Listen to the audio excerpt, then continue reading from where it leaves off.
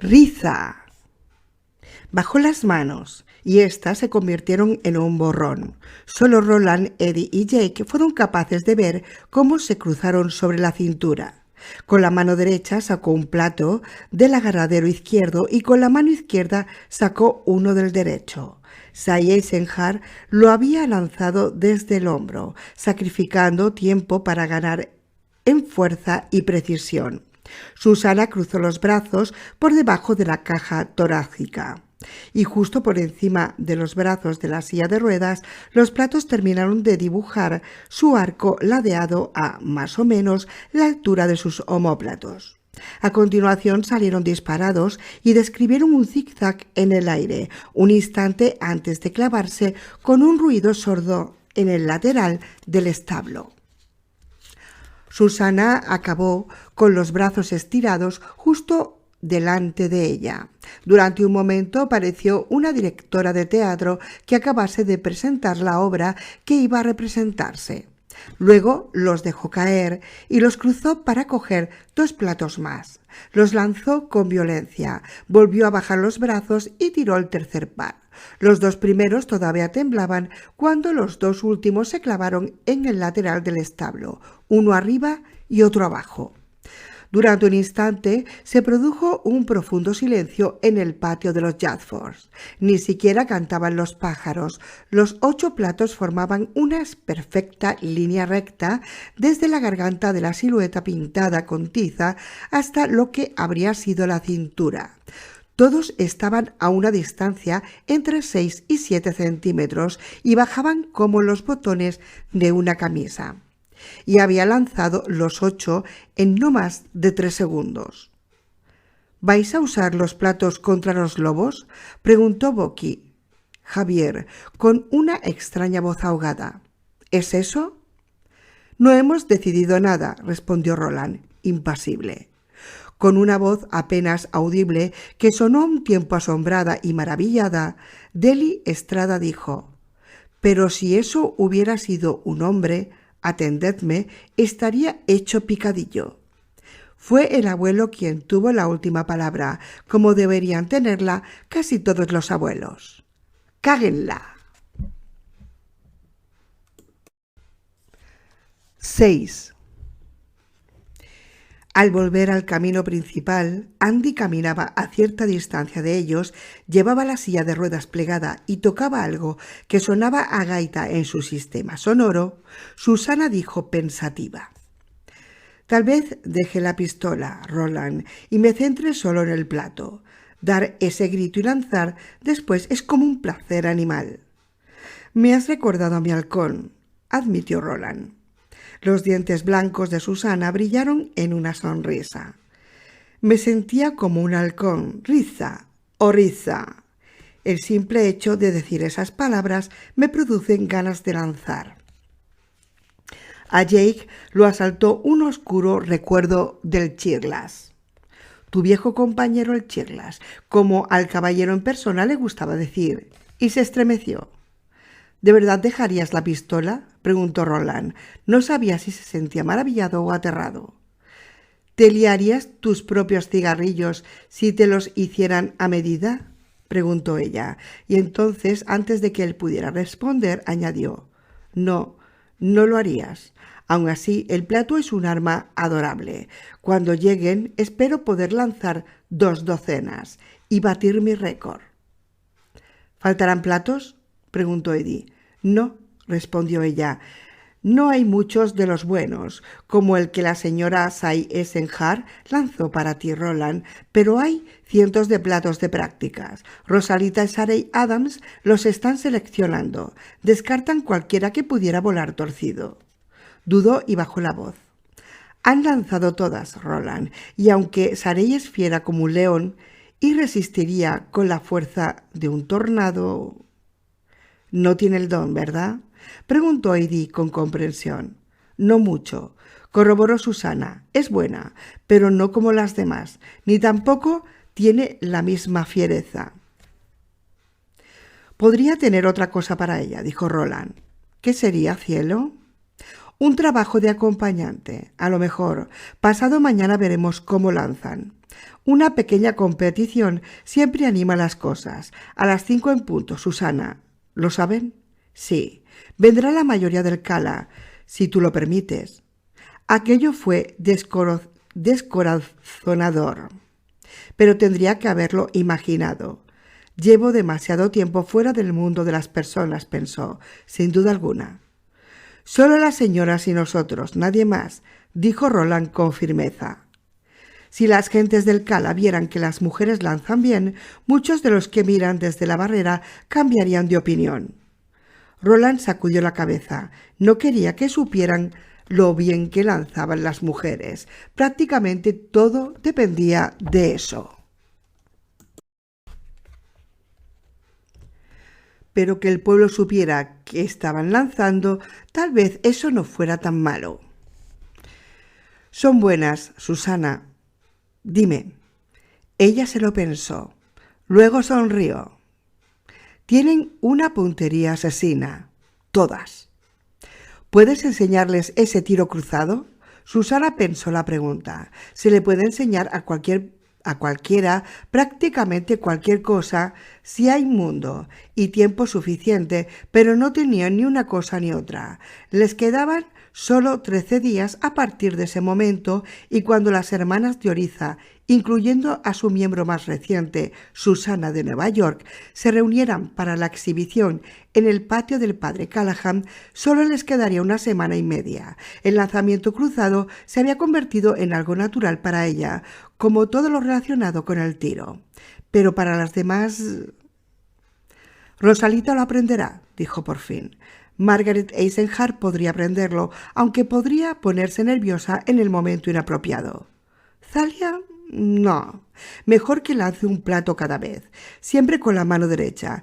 Es un poco lenta, pero te garantizo que cada plato que lance se empapará de sangre de alguien. Sí, dijo Eddie, hasta que una snitch impacte contra ella y la haga estallar dentro del corsé, por así decirlo. Susana lo ignoró. Podemos hacerles daño, Roland. Tú sabes que podemos.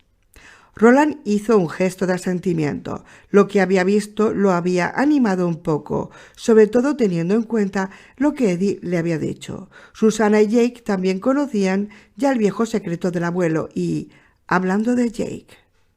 «Estás muy callado hoy», le dijo Roland al chico. «¿Va todo bien?» «Bien, gracias», dijo Jake. Había estado mirando a Andy, pensando en cómo el robot había acunado al bebé, pensando en que si Tian y Thalia y los otros niños morían y Andy quedaba vivo para criar a Aaron, el pequeño seguramente moriría en 6 meses. Moriría o se convertiría en el niño más raro del universo. Andy le cambiaría los pañales, Andy le daría de comer todo lo que tocaba, Andy lo mudaría cuando necesitase una muda y lo haría eructar si necesitaba eructar, y se oían todo tipo de nanas. Todas serían cantadas a la perfección y ninguna de ellas estaría inspirada en el amor de una madre, ni de un padre. Andy era solo Andy, robot mensajero, muchas otras funciones. Sería mejor que Aaron creciera entre lobos. Esa idea lo llevó de regreso a la noche en que Benny y él habían acampado a cielo abierto. No lo habían hecho hasta que entonces el tiempo que se había puesto frío. La noche en que había visto a Andy y al padre de Benny garlando. Luego el padre de Benny se había ido vadeando el río en dirección al este, en dirección a Tronido. «Jake, ¿seguro que estás bien?», preguntó Susana. «Sí, Sito», respondió Jake, con la certeza de que eso la haría reír. Así fue, y Jake se rió con ella, aunque todavía estaba pensando en el padre de Benny y en las gafas que llevaba. Jake estaba bastante seguro de que era el único en el pueblo que las tenía. Le había preguntado sobre aquello un día en que los tres habían estado montando en uno de los 2 campos del norte del rancho Rocking Bay, mientras buscaban al ganado descarriado. El padre de Benny le contó una historia sobre el trueque de un potro encauzado de verdad con sus gafas. Lo había hecho en una de las tiendas de las barcas del río, cuando la manader de Benny estaba viva. Oriza la tenga en su seno. Lo había hecho pese a que todos los vaqueros, incluso Von Eisenhardt, no vayas a creer, le había dicho que esas gafas jamás funcionaban, que eran tan inútiles como las predicciones de Andy. No obstante, Ben Slitman se las había probado y las gafas le habían cambiado todo. De inmediato y por primera vez desde que tenía unos 7 años, había podido ver el mundo. Se había limpiado las gafas con la camisa mientras montaban, las había levantado hasta el cielo de forma que 2 manchas de sol idénticas se proyectaron sobre sus mejillas y luego había vuelto a ponérselas. Si alguna vez las pierdo o se me rompen, no sé qué haría, había dicho. He pasado bien sin ellas durante unos 20 años o más, pero uno se acostumbra a lo que es mejor en un santiamén. Jake pensó que era una buena historia. Estaba seguro de que Susana se la habría creído, siempre y cuando ella hubiera sido la primera en reparar en la singularidad de las gafas. Imaginó que Roland también se la habría creído. Slitman la contó justo como tocaba. Un hombre que todavía valoraba su buena suerte y a quien no le importaba que las gentes supieran que había hecho bien algo mientras que un número bastante considerable de personas, su jefe entre ellas, no había dado en el blanco. Incluso Eddie se la podría haber tragado. La única cosa que fallaba era que la historia de Slitman no era cierta. Jake no sabía cuál había sido el verdadero trato. Su toque no llegaba tanto, pero sí sabía que no era cierto, y eso le preocupaba. A lo mejor no es nada, seguramente las consiguió de una forma no tan legal. Por lo que tú sabes, uno de los Mannis las trajo consigo de algún otro mundo, y el padre de Benny las robó. Esa era una posibilidad. Si se esforzaba, Jake podría haber ideado media docena más. Era un chico imaginativo. Aún así, cuando lo relacionó con lo que había visto en el río, se preocupó. ¿Qué clase de negocios podía tener el capataz de Eisenhardt en el apartado lugar donde se encontraba el Guay? Jake lo ignoraba. Con todo, cada vez que pensaba en sacar el tema, cuando estaba con Roland, algo le hacía permanecer en silencio. Y después de habérselo hecho pasar tan mal con lo de la guardar secretos. Sí. Pero, ¿qué vaquero? Pero Benny... Esa era la cuestión. Benny era el problema, o a lo mejor el problema era Jake. Jamás había sido demasiado bueno haciendo amigos y ahora tenía uno íntimo, uno de verdad. La idea de meter al padre de Benny en un lío le revolvía el estómago. 7. 2 días después, a las 5 de la tarde, Rosalita, Thalia, Margaret Eisenhardt, Sarey Adams y Susana Dean se reunieron en el campo que estaba justo al oeste del pulcro retrete de Rosa.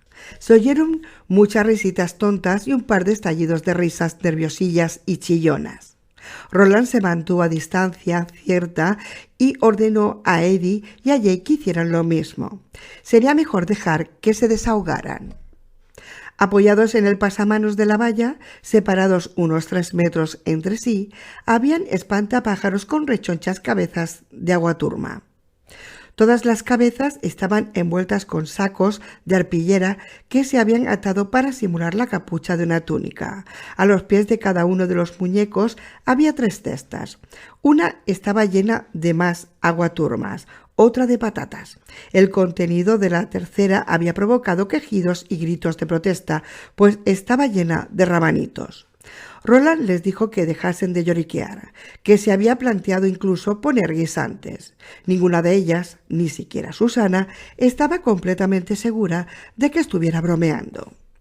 Callahan, que ese día vestía vaqueros y un chaleco de ganadero con muchos bolsillos, se dirigió con tranquilidad hacia el porche, donde Roland estaba sentado fumando y esperando que las señoras estuvieran listas. Jake y Eddie estaban jugando a damas por ahí cerca. Von Eisenhardt está en la entrada, anunció al padre Roland. Dice que irá a casa de Toki a tomarse una cerveza, pero no hasta que tenga una charla contigo. Roland suspiró, se levantó y pasó por la casa para dirigirse a la entrada. Eisenhardt estaba sentado en un balancín de mala muerte, con los botines apoyados en el salvabarros de un carromato de mala muerte, mirando con aire taciturno hacia la iglesia de Callahan. «Buen día tengas, Roland», lo saludó. Wayne Oberholzer le había dado a Roland un sombrero de vaquero de ala ancha unos días antes. Lo inclinó hacia el ranchero y esperó. «Supongo que pronto enviarás la pluma», dijo Eisenhardt, «que convocarás una reunión, si bien la tienes». Roland admitió que así era. No era asunto del pueblo decirle a los caballeros de él cómo tenían que cumplir sus deberes, pero Roland les diría cuál era el deber que tenían que cumplir. Eso sí, se lo debía. «Quiero que sepas que cuando llegue la hora, la tocaré y la enviaré, y llegada la reunión diré que sea». «Digo gracias», respondió Roland. De hecho, se sentía conmovido desde que estaba con Jake. Eddie y Susana parecía que le había crecido el corazón. Algunas veces lo sentía, la mayoría de las veces no. «Tox no hará ni lo uno ni lo otro». «No», convino Roland. «Mientras el negocio sea bueno, los Tox del mundo jamás tocan la pluma, ni dicen sea. Oberholzer está con él». Aquello fue un golpe, no del todo inesperado, aunque tenía esperanzas de que Oberholzer acudiera. Sin embargo, Roland contaba con todo el apoyo que necesitaba y suponía que Oberholzer lo sabía. Si era listo, el granjero se quedaría sentado y esperaría que todo acabase, de una forma u otra. Si se entrometía, puede que no volviera a haber ninguna cosecha anual en sus graneros. «Quería que supieras una cosa», dijo Eisenhardt. «Estoy con vosotros por mi mujer, y mi mujer está con vosotros porque ha decidido que quiere cazar. Al final, así acaban esas cosas como el lanzamiento de platos. La mujer le dice a su hombre lo que va a pasar y lo que no va a pasar. Eso no es lo natural. Un hombre tiene que mandar a su mujer, salvo en las cuestiones relacionadas con los críos, claro». «Ella renunció a todo aquello para la que lo habían educado cuando te escogió como marido», repuso Roland. «Ahora ha llegado tu turno de ceder un poco». «¿Y crees que no lo sé? Pero si haces que la maten, Roland. Mi maldición te acompañará cuando dejes el Cala, no importa cuántos niños salves». Roland, que ya había sido maldecido antes, hizo un gesto de asentimiento con la cabeza.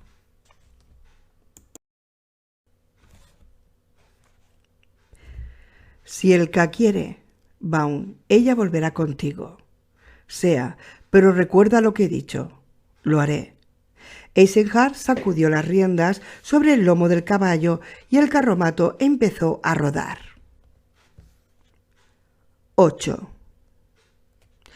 Todas las mujeres cercenaron por la mitad una cabeza de aguaturma a 35, 45 y 55 metros de distancia.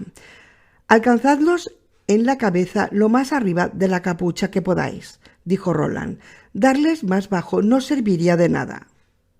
«Llevarán armadura, ¿no?», preguntó Rosalita. «Ea», respondió Roland, aunque no era toda la verdad. No les contaría lo que él consideraba toda la verdad hasta que necesitaran saberla. A continuación vinieron las patatas. Sarah Adams le dio a la suya a 35 metros de distancia, la rozó a 45 metros y erró completamente el tiro a 55 metros. Su plato voló alto. Lanzó una maldición que no tenía nada de femenina y luego se fue directa al retrete. Allí se sentó para contemplar el resto de la competición. Roland se dirigió hacia allá y se sentó a su lado. Vio una lágrima que caía formando un hilillo desde el rabillo del ojo izquierdo por una mejilla curtida por el viento. «Te he decepcionado, forastero. Ruego me disculpes». Roland le cogió la mano y se la apretó. De eso nada, señora, de eso nada. Habrá una misión para ti, solo que no será en el mismo lugar que las demás, y puede que todavía lances el plato. Ella le dedicó una sonrisa lánguida e hizo un gesto de asentimiento para expresar agradecimiento. Eddie puso más cabezas de aguaturma en los muñecos y luego les colocó un rábano encima. Estos últimos quedaban ocultos por las sombras que proyectaban las capuchas hechas con sacos de arpillera. «Buena suerte, preciosidades», dijo. «Aquí os quedáis, yo me largo». Luego se alejó. «Esta vez empezad a 10 metros de distancia», gritó Roland. A 10 metros de distancia todas acertaron y a 20 a 30 metros Susana lanzó un plato a lo alto como Roland le había ordenado que lo hiciera. Quería que una de las mujeres del Cala ganase esa ronda. A 40 metros Zaria Yadford vaciló demasiado y el plato que había lanzado rebanó la cabeza del aguaturma en dos en lugar del rábano que tenía encima. «¡Puto comala!», gritó. Luego se tapó la boca con las manos de inmediato y miró a Callahan, que estaba sentado en las escaleras de la parte trasera de la casa. El hombre se limitó a sonreír y a saludarla alegremente, fingiendo sordera. Ella dio unas patadas en el suelo, mirando a Eddie y a Jay, con las orejas enrojecidas por la rabia. «Tienes que decirle que me dé otra oportunidad. Dime que lo harás en mi provecho», le dijo a Eddie. «Puedo hacerlo, sé que puedo hacerlo». Eddie le puso una mano en el brazo para contener la tormenta. «Él también lo sabe, sí. Estás dentro». Ella lo miró con los ojos encendidos, con los labios apretados con tanta fuerza que casi habían desaparecido. «¿Estás seguro?» «Sí», respondió Eddie. «Podría ser el lanzador de los Mets, cariño». Quedaban Margaret y Rosalita. Ambas le habían dado a los rábanos a 45 metros de distancia. Eddie le murmuró a Jay: «Colega, te habría dicho que eso es imposible si no acabara de verlo». A 55 metros, Margaret Eisenhart falló de plano. Rosalita levantó el plato por encima del hombro derecho. Era zurda. Vaciló y luego gritó: «¡Riza!» y lanzó. Pese a la vista de lince que tenía, Roland no estaba del todo seguro de si el borde del plato se había clavado en el rábano o si se había caído por efecto del viento. En cualquier caso, Rosalita levantó los puños por encima de la cabeza y los agitó riendo. «Oca del día de feria, oca del día de feria», empezó a gritar Margaret. Las demás se unieron. Pronto incluso Callahan se puso a canturrear.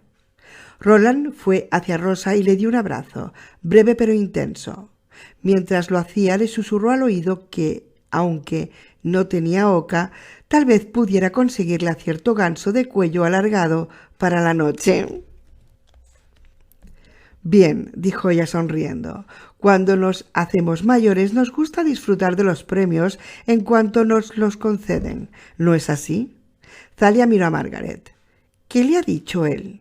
«¿Te lo ha contado?» Margaret Eisenhart estaba sonriendo. «Nada que tú no hayas oído, estoy segura», respondió. 9. A continuación, las mujeres se fueron, y también el padre, a realizar algún que otro mandado. Roland de Gilead se sentó en el primer escalón del porche, mirando colina abajo hacia el lugar donde había tenido lugar la competición finalizada tan tarde. Cuando Susana le preguntó si estaba satisfecho, él hizo un gesto de asentimiento. «Sí, creo que las cosas van bien en ese sentido.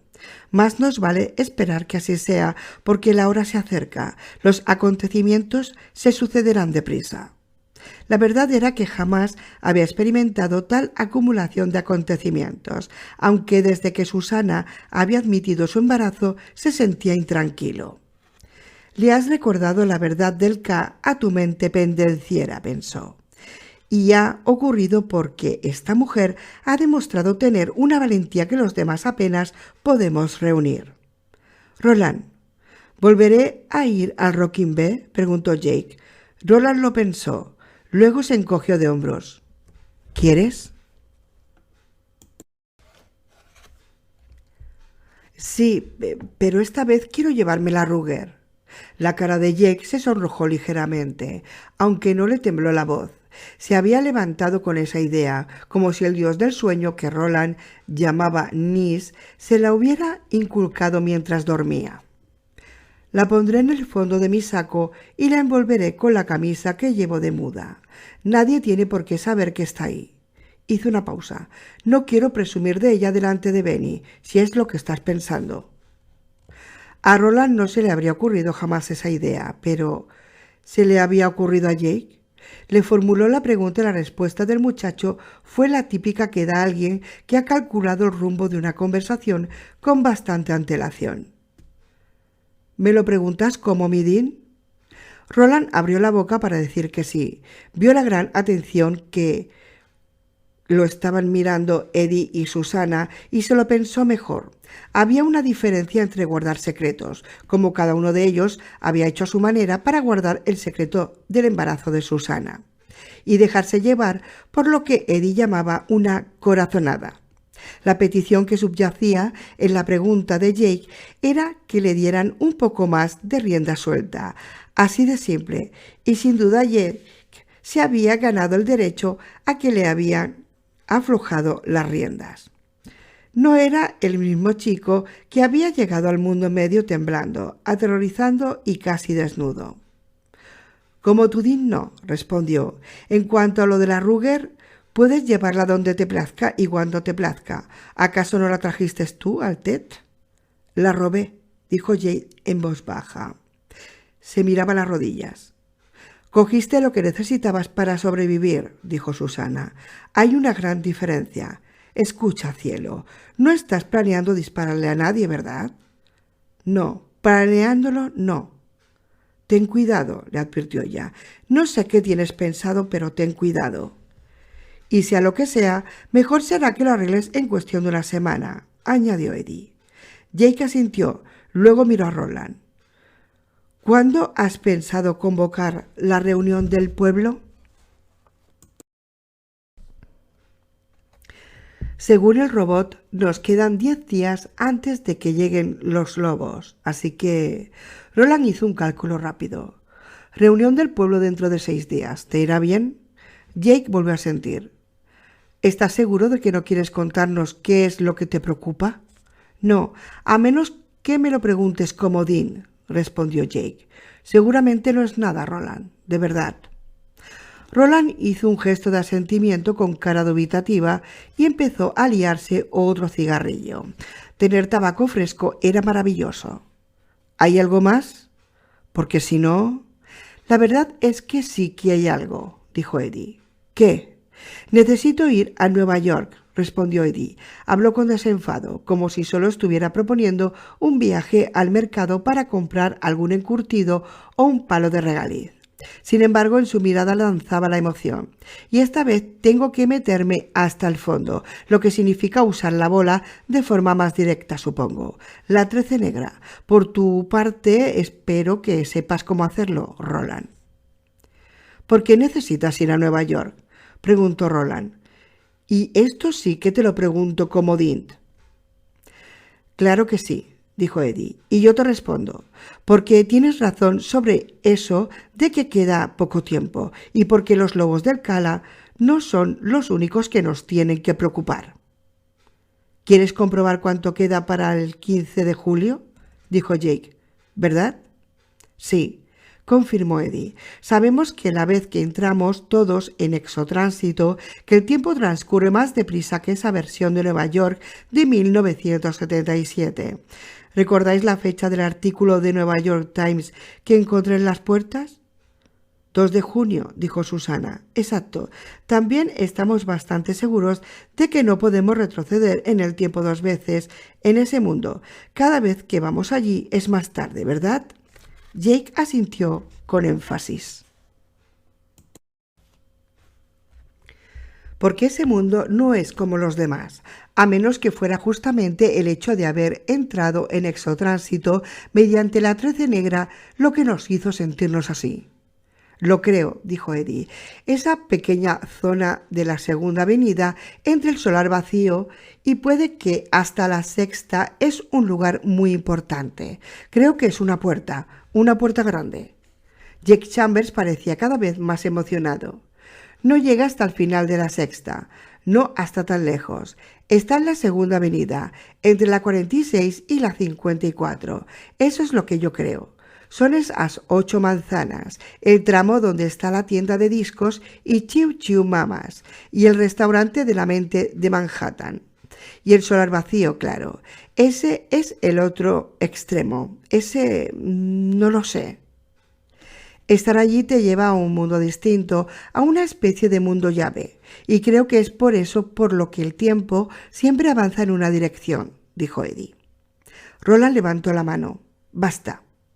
Eddie se calló, miró a Roland con expectación, sonriendo con timidez. Roland no estaba sonriendo. Parte de su sensación de bienestar se había extinguido. Demasiadas cosas por hacer, y maldita sea, y muy poco tiempo para hacerlas. ¿Quieres ver lo que acerca el tiempo al día en el acuerdo que se vuelve nulo? Dijo. ¿Tengo razón? Sí. No necesitas ir a Nueva York físicamente para hacer eso, Eddie. El exotránsito te serviría de maravilla. El exotránsito estaría bien para consultar el día y el mes, claro. Pero hay algo más. Nos han tomado el pelo con eso del solar vacío, chicos. Nos lo han tomado, pero bien tomado. 10. Eddie opinaba que podían adueñarse del solar vacío sin tener que tocar la fortuna heredada por Susana. Creía que la historia de Callahan demostraba con bastante claridad cómo podía hacerse. No la rosa. La rosa no podía ser poseída ni por ellos ni por nadie, sino que debía ser protegida, y ellos podían hacerlo. Tal vez. Estuviera asustado o no, Calvin Torre había estado esperando en esa lavandería desierta para salvarle el pellejo al padre Callahan. Y estuviera asustado o no, Calvin Torre se había negado. Había sido el 31 de mayo de 1977 a vender su última propiedad de terreno a Sombra Corporation. Eddie creía que Calvin Torre estaba, como decía la letra de la canción, aguantando a la espera de un héroe. Eddie también había estado pensando en cómo Callahan había ocultado su rostro con las manos la primera vez que le había hablado de la 13 negra. Quería sacarla de la iglesia con toda su alma, aunque hasta ese momento la había guardado. Al igual que el dueño de la librería, el padre había estado resistiendo. ¿Qué idiotas habían sido al suponer que Calvin Torre pediría millones por el solar? Quería librarse de él, pero no hasta que llegase la persona adecuada o el cadet adecuado. Susiela, tú no puedes ir porque estás embarazada, dijo Eddie. Jake, tú no puedes ir porque eres un crío. Sin tener en cuenta las demás cuestiones, estoy bastante seguro de que no podrías firmar el tipo de contrato en el que he estado pensando desde que Callahan nos contó su historia. Podría llevarte conmigo, pero me parece que hay algo que quieres comprobar por aquí. ¿O me equivoco? No te equivocas, respondió Jake, aunque de todas formas casi preferiría acompañarte. Tiene muy buena pinta. Eddie sonrió. El casi vale para los granados y el juego de la herradura, chico. En cuanto a lo de enviar a Roland, no es por ofenderte, jefe, pero no te desenvuelves tan bien en nuestro mundo. Digamos que pierdes algo en la versión traducida. Susana rompió a reír. ¿Cuánto has pensado ofrecerle?, preguntó Jake. Me refiero a que tendrá que ser algo, ¿no?